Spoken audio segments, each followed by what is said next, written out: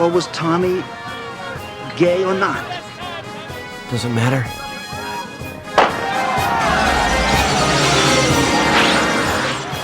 Oh boy, welcome to the 60s, when men were men, women were women, and a time-traveling scientist was secretly laying the groundwork for the next 3 decades of queer liberation. All aboard and welcome to Matt Baum's Culture Cruise, where we take a deep dive on LGBTQ themes and the entertainment we love. This time we're looking at the 1992 episode of Quantum Leap entitled Running for Honor, in which Dr. Sam Beckett travels back in time to set right what once went wrong and maybe pave the way for the Stonewall riots. Culture Cruise is made possible by everyone who pledges $1 or more a month on Patreon, folks like Stanford Brown, thanks Stanford.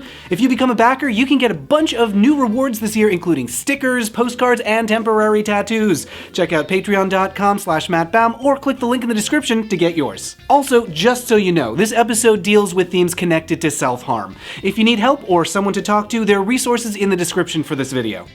If you're not familiar with Quantum Leap, the premise of the show is weird. It aired from 1989 to 93, and Scott Bakula played a scientist named Sam Beckett from the near future who invents a time-traveling device that sends him into the bodies of people in the past. Sam's assisted on his jumps by a colleague named Al, who's projected holographically from the future and is only visible to Sam. And on each episode, Sam and Al have to figure out some historical problem that Sam's there to solve before he can leap again, always trying to get back to his home time. Okay, got it? Good. On the 1992 episode Running for Honor, Sam Beckett leaps into the body of Tommy, a Midwestern military cadet. It's June, hey, Pride Month, of 1964. Tommy's a star athlete, he's a valedictorian, he's got a friendly coach. But what Sam, now in Tommy's body, doesn't have is any idea why he's here. In other words, what historical wrong he's there to right. Until he meets with Tommy's friend Philip, who was recently kicked out of the same naval school. You know, we probably should have met somewhere else. You know, somebody might see us together. Oh, what could that possibly mean? Philip isn't just worried about being seen together, he's also concerned about some recent violence. Happened again last night in Dalton. Guy was just walking out of a bar and they jumped him. You know, it's the 3rd time this month. Sam's still not sure what's going on, but Philip wants to meet up later that night at an unfamiliar address. Al, who's projected holographically from the future and has access to historical records, uncovers some details. Oh, this is some kind of underground newspaper. It's also the scene of a fight. Sam bursts in to find Philip getting beat up, and that's when Al, who's been busy going through military records, explains what's going on. Sam Philip was kicked out of Prescott because he was gay. The year this episode aired, 1992, was a big year for LGBTQ issues. In the early 90s, the country was growing gradually, very gradually, more comfortable talking about homosexuality. For one thing, it was becoming safer for queer people to come out to family and friends. This is Doug. He's my friend. My very special friend. Well, any friend of Clay's. But also, after a decade of the HIV epidemic, it was becoming clear just how important it was to come out as publicly as possible. Throughout the 80s, the federal government responded slowly or not at all to HIV. It took Reagan years to even acknowledge it was a thing, much less dedicate any resources to stopping it. It took huge, loud, rowdy protests to force any kind of action at all.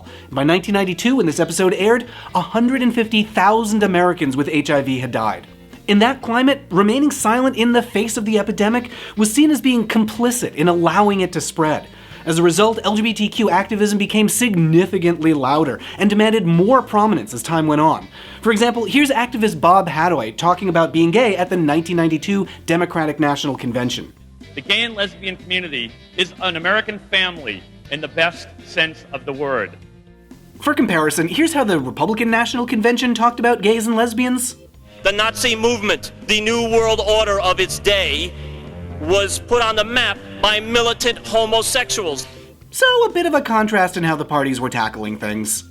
Anyway, HIV wasn't the only issue that people were talking about in 1992. One of the big topics that year was gays in the military, in part because a report had just come out showing that hunting down queer service members and throwing them out was costing the military millions of dollars a year.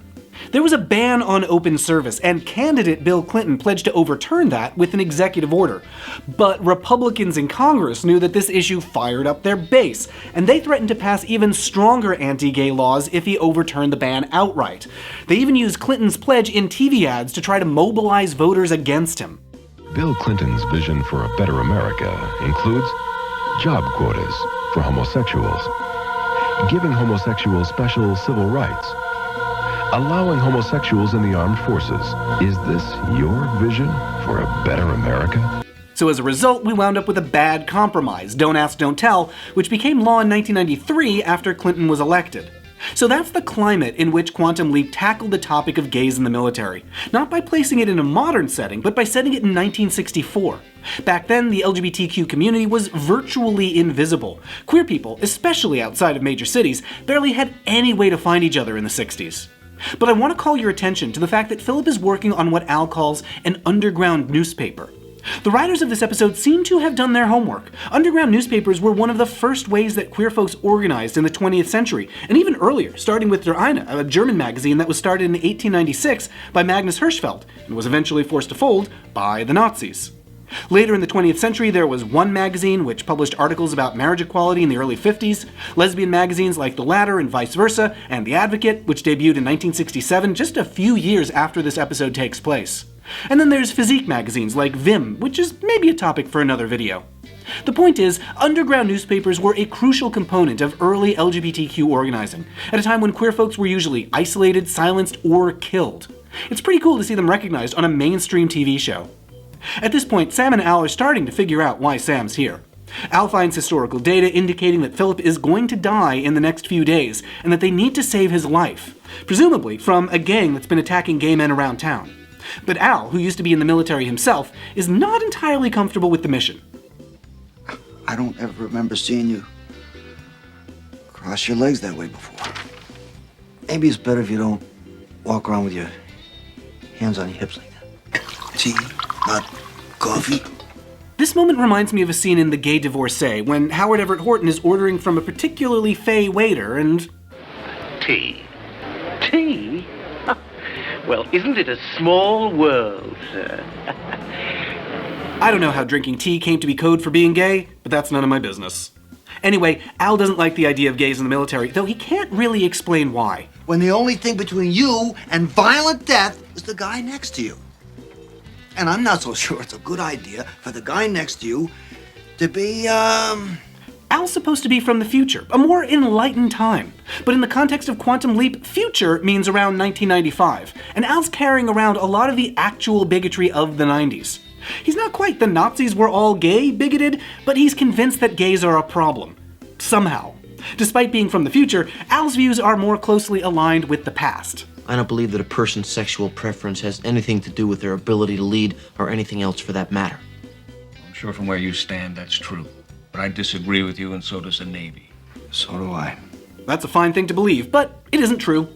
Researchers at the Rand Institute have been studying this since 1993 and have conducted multiple studies confirming it. Queer folks, whether they're gay or bi or lesbian or trans, don't present any problems for military cohesion. But you know what does? Bigots.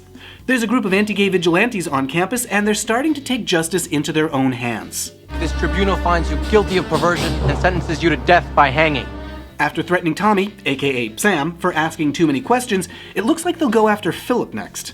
Philip, meanwhile, is planning to print a list of names of gay cadets at the school. Sam's afraid that that'll be the final straw that gets him killed and begs Philip not to, but Philip says they're in this together.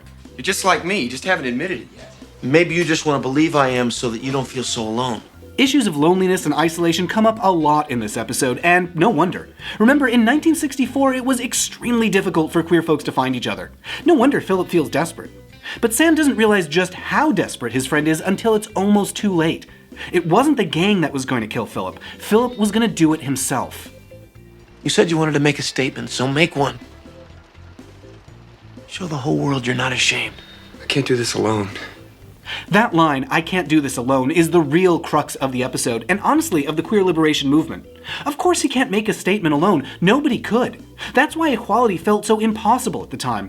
Change happened because queer people found each other, organized, fought together against systemic bigotry over the decades that were to come. And on the topic of getting together, here comes the coach. You're not alone, Philip. I know about the guilt, the shame, the fear. I spent my whole life that way, wondering why I had to be different. You and I, hey, We got nothing to be ashamed of. That's all Philip needs to start changing course. Just to know he's not alone. Knowing that there's others like him doesn't solve all his problems, but it's a start to building a better life, and from there, a better world. Later on, Al looks up what happened to Philip over the next few years, and he goes to work at a place called the Stonewall Bar. Oh, this was the birthplace of the gay liberation movement, and he helped to get started. That's a nice detail, although I think it's important to note that a lot of the folks at Stonewall were people of color and what we would today call non-binary or trans, even though that terminology wasn't in widespread use at the time. But, like the underground newspapers, I'm glad to hear Stonewall acknowledged on primetime TV. I distinctly remember learning about the Stonewall riots from an encyclopedia in my teens, which was around the same time that this episode aired. And just knowing that there were other queer people out there standing up for their freedom really changed the way I thought about myself, about pride, and about the community that awaited me. Philip's not the only one changed by this experience. In the epilogue, Al concedes. You were right. I was wrong. What made you change your mind? You, the coach, Philip, mostly Philip. I was wrong. I'm not always right. I was wrong. It's rare that Al gets an arc on Quantum Leap, so this is a really nice touch. In Quantum Leap's vision of the future, people like Al who are uneasy about equality can eventually come around. In 1964, when this episode takes place, there were just barely hints of a better future that awaited the queer community. Some secret newspapers, quiet social support, suggestions of direct action to come. This episode gives us a glimpse of just how isolated and harsh that pre-Stonewall time was. 30 years later, when the episode aired, a better future was finally coming into focus. This was a fictional story, but you only had to change the channel to the evening news to see LGBTQ folks organizing, speaking out, and demanding equal rights. This show was a small part of a big shift in visibility for queer folks, thanks in large part to generations of activists. And now, here we are, 30 years later, in the future. We went from underground newspapers to glossy magazines to entire cable networks. From massive witch hunts to Don't Ask, Don't Tell to repeal in 2010. We can look back at the real-life struggles of the 60s, to the hard work of the 90s, and the intervening years, and we can actually see how, together, the queer community set right what once went wrong. Land ho, we're pulling into port. Thanks for cruising along with us, and thanks to everyone who makes Culture Cruise possible with a pledge of $1 or more a month on Patreon. Folks like Stanford Brown. There's some lovely new rewards for people who make the show possible. Head over to patreon.com/mattbaum or click on the link in the description to check out the perks available to backers. And now, if you'll excuse me, there's some guy I need to jump into.